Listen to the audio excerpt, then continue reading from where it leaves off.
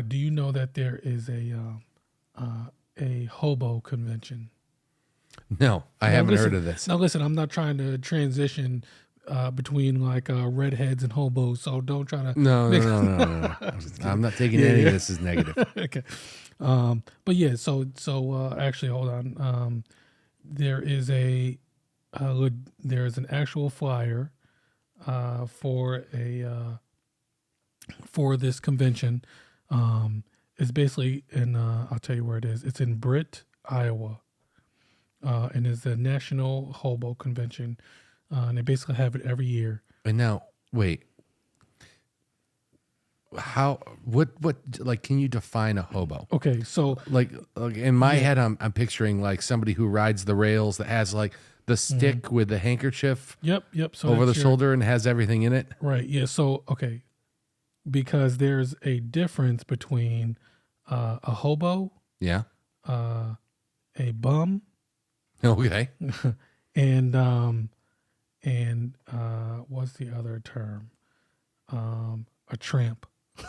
Oh yeah. Okay, I've heard of that too. Yeah. Well, what was that movie where the guy trekked out into the middle of nowhere and he lived in that bus in Alaska? I don't know. It's based around a book, I thought. Oh.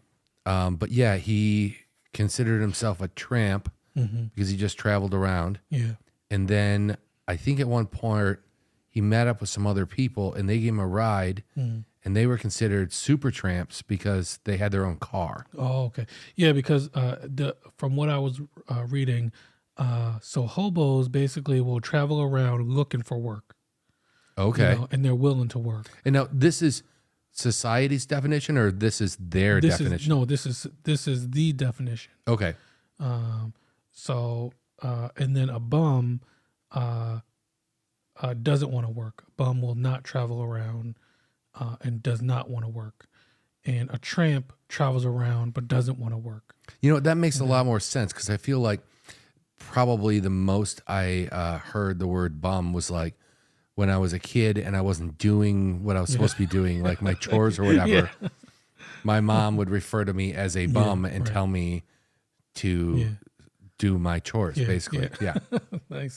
Nice. It's good that someone was using the definition incorrectly because I don't know if a lot of people would know, and they just throw the term around. You know, you're a bum.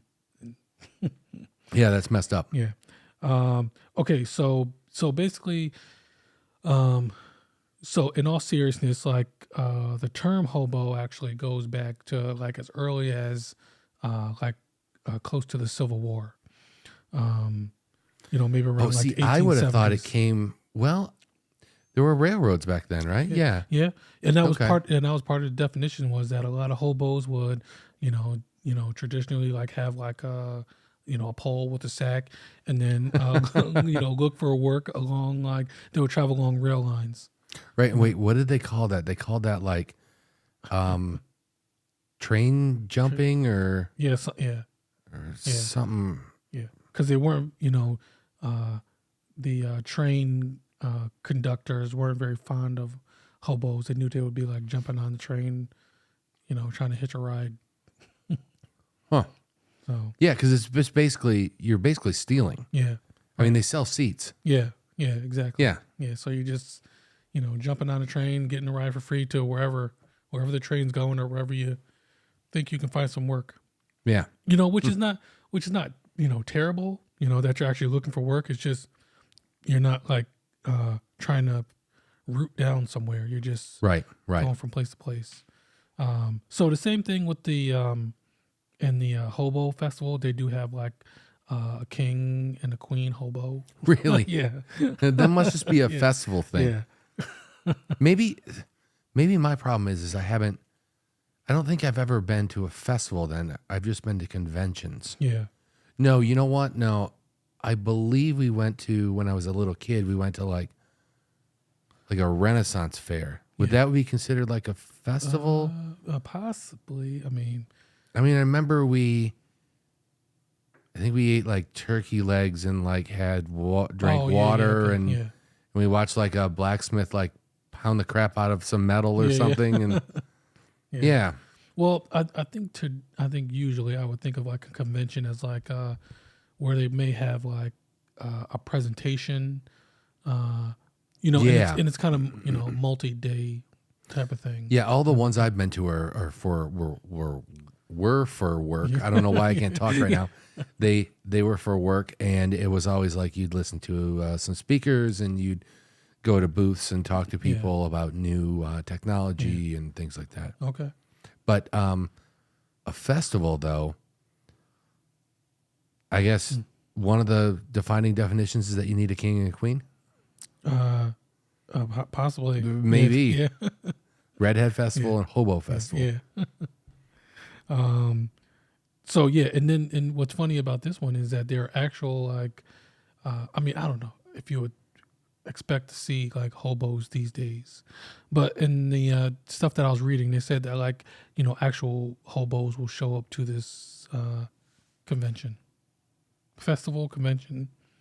Yeah, because that's what I was thinking when you first said it. Are there still hobos? Yeah, apparently so. And they still ride the rails or whatever? I guess somehow. I mean, I feel like now there's probably security cameras and barbed wire and security guards. Yeah. Yeah. And you know, it's probably not as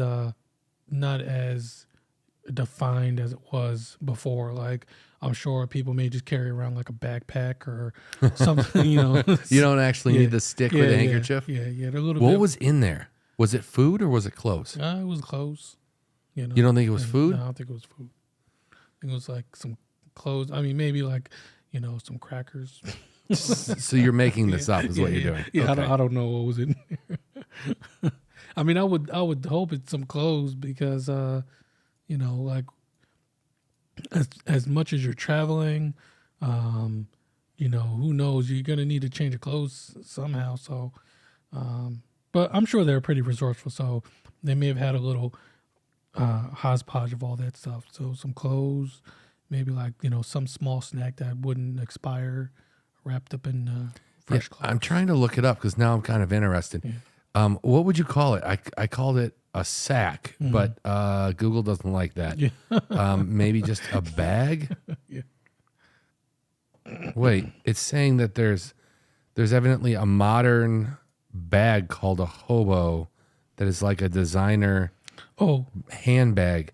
What? No, that's not what I want. So I'm sorry. It's called a bindle. A bindle? Yeah, a bindle. How do you spell that? So it's BINDLE. It says that it is.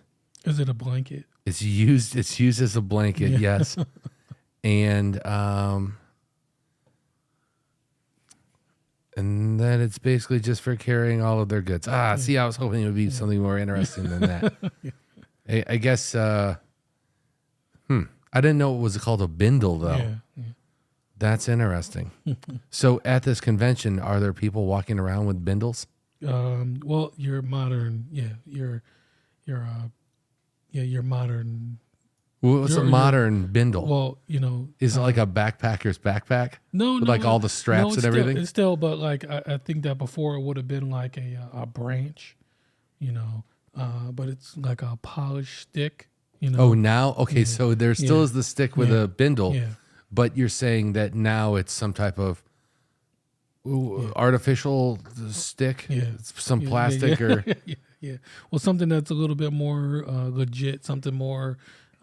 See, rigid. If I was a hobo, I would get a carbon fiber one. Oh yeah, because it would be intensely strong but very lightweight. Yeah. Like a high performance car. Oh yeah, my bindle would be.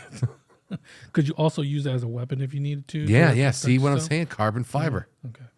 Yeah. So if you're going to be in the Iowa area, I think this is in August where the actual thing is going to be. Wait, how many people go to it? It didn't list, but it's you know, very popular still. So I don't know. I may I'm not going to go check it out, but it's interesting to know that there still is that something like that's going on. Yeah, that's weird. I didn't think that was going to be a thing. Yeah.